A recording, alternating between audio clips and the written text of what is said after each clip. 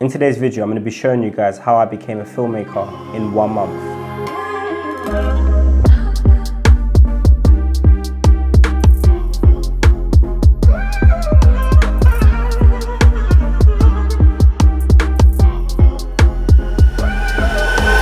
So it's been about 1 year since I decided to become a filmmaker. And yes, I did become full-time in 1 month. And today, I'm going to be sharing with you guys on exactly how I did that. So how it all started was that I previously was running another business venture, which was a printing company. I'm really tired. I'm literally printing late tonight. I did that quite for a few years. I basically got bored of it because I was in the office all the time, not really feeling fulfilled. So I wanted to do something that was going to make me more happier, where I can get out more and meet people. I like to think I'm a people's person. I'll let you guys be the judge of that over time. Firstly, around that time, I was heavily watching YouTube and inspired by a lot of creators out there. Creators such as Nicholas Christel, Ryan K, I forgot his last name, and a bunch of others. They inspired me a lot and it made me wanting to get into, videography, content creation, etc. The goal was mainly to be on YouTube first, but I needed money, so I started offering videography services. Had a camera ready, so it wasn't the greatest camera, it was the Canon M50. The camera was just sitting on my shelf for a few years, like I literally wasn't using it, it was just there. I basically said, yeah, let me pick up this camera and let me start offering some services. So what I done first is that I set up obviously all the pages, the Instagram, and then I just went for it. I just started offering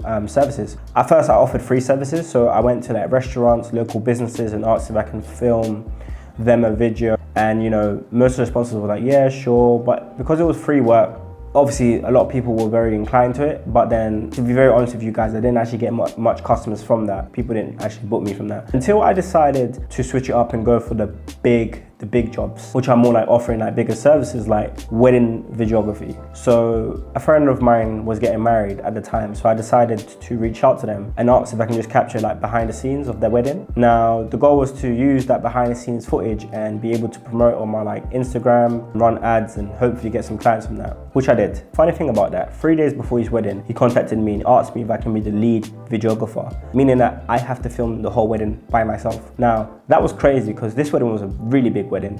I think they were expecting like over 400 guests, and I only had the Canon M50. Again, like I said, it's not a bad camera, it's just that it was quite limited, especially with the things I know now. It would have been very hard for me to capture the wedding in the highest quality that I, offer now as a service. I took the opportunity and I did it. I got myself a gimbal. I think I had the Zion gimbal, Crane M3. I started off with that gimbal and yeah, I just went for it. I said, let me go film this wedding. The wedding went well, I filmed it and the footage came out great. There was 2 courses around that time that I started, which was Full-Time Filmmaker and Tomorrow's Filmmaker. These 2 courses for me stood out because they seemed so simple and straightforward, also affordable. Invested about just over $100 on the courses and I learned so much, like simple things like composition, like lighting, ISO, frame rates and all of that stuff, like all the basics and the terminologies, I was learning them, which helped around the time when I was filming. Those courses actually helped me a lot, to be very honest with you, as well as a bunch of YouTubers that I was watching around that time. They taught me a lot, like I mentioned, like Nicholas Christel, Ryan K and a bunch of other YouTubers I'll mention more later in the video.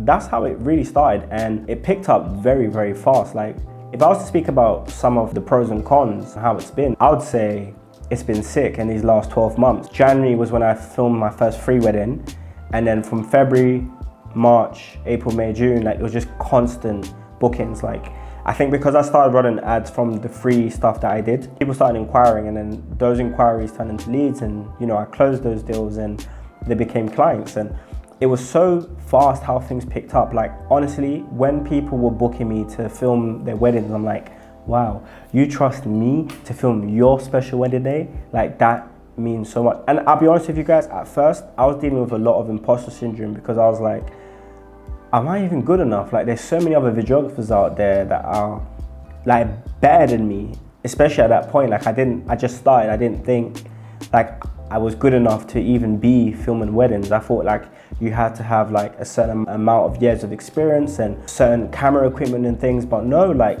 there were so many people in the industry. I think it was Matt, who's Matt? I've been watching his videos too, great guy. I also learned a lot from him. within the wedding filmmaking business. And Justin Porter, how can I forget Justin Porter? He taught me a lot as well, especially his wedding style. I love it, the reality TV wedding style. Great style that I've recently been implementing within my own videos too, which has been great. But yeah, overall it's been great. If I was to speak about some of the pros, like obviously like in terms of this business model financially, it's got like the highest profit margins because you're offering a service. All I have to do is provide a great service, deliver on it. 9 times out of 10 you keep the profit, unless you're hiring like a second shooter or you got to outsource a certain thing. But because I've learned how to film and edit, I keep the majority of the profits, which has been great. I know some people build agencies. Like I personally didn't want to just take clients and outsource them to someone else because I felt like I wasn't doing them a service by doing that. So for me personally, I decided to offer the service and actually deliver on the service myself. I'll be honest, like the pros of it has been so much more fulfilling because having full creative control on like certain projects and seeing the finished product is so beautiful, especially when you hear reactions from the clients telling you that, you know, they've watched the video and cried 9 times or this is everything they wanted and more. It really fuels you to keep going, and it's so empowering and so encouraging to hear those words because it validates the job you're doing and it really excites you for future projects. I'll say some of the cons as being a filmmaker, the competition. There is a lot of competition out there, but the market is so wide that there's enough business for everyone. But I'd say the competition is more the clients comparing you to other videographers or filmmakers out there. I've had clients being like, hey, you know, do you think you can do this like that other videographer?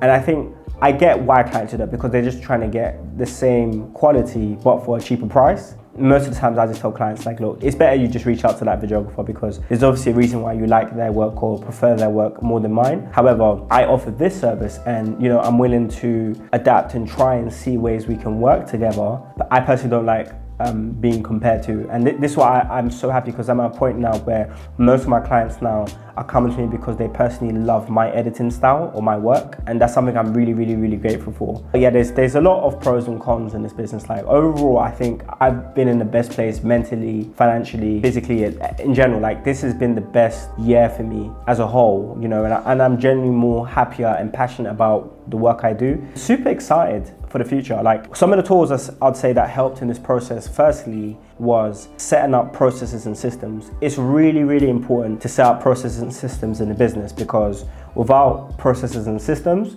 the business won't be able to run like clockwork. So I'll say 2 books that helped. So first book was James Clear, Atomic Habits, which was a great book that helped me to like just practice good habits within my personal life and the business. Second book was Profit First by Michael something, I forgot his last name, but great book. It just helps for accounting purposes on how to organize the money in the business. So they're great books to read. And in terms of the systems and tools I use, like digital products and things, was Airtable. I use Airtable to organize my production workflow. So pre-production, production, and post-production. For admin and finance, I will use Xero. So Xero is the accounting software I use to be able to send clients invoices. Stripes is also another platform I use to be able to receive payments. You could send invoices through Stripes, but I use it just mainly to for customers to be able to make payments through Xero, which is integrated with Stripes, and people can make payments by card, which is great. And then I also use Squarespace as my website platform where I built my website for customers to be able to see some of my work as well as them to fill in inquiry forms. Now, the inquiry forms are linked and integrated with my CRM, which is Freshworks. Also, the app that integrates them is obviously Zapier. If you guys want me to go in more detail about it, just let me know and I will. I think a lot of people in business, not only filmmakers, videographers, but in general business, they don't actually show people step by step the steps on how to actually get leads and how to close these leads. And I think that's why it's really important to have processes and systems in place. To be honest, most of these tools I've been using for quite a few years.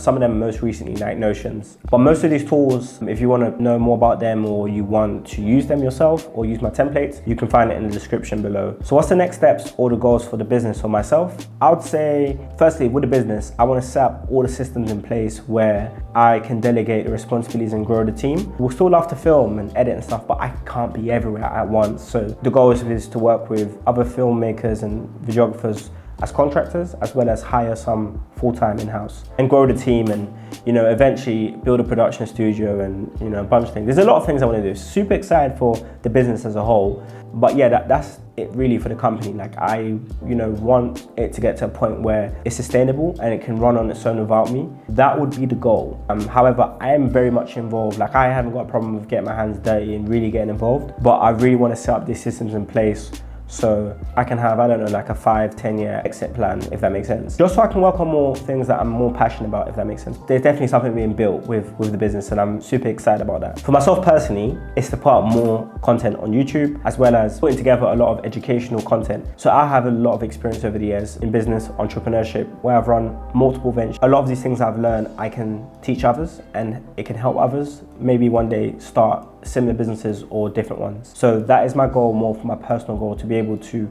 empower others through the tools and skills I've learned over the years. Yeah, super excited. Like I definitely want to travel more. There's a lot of countries that are on my like bucket list that I want to go to, like Bali and Thailand. And not only because it's like a creators, like I figured that recently it's been known to be like a creators country where content creators go.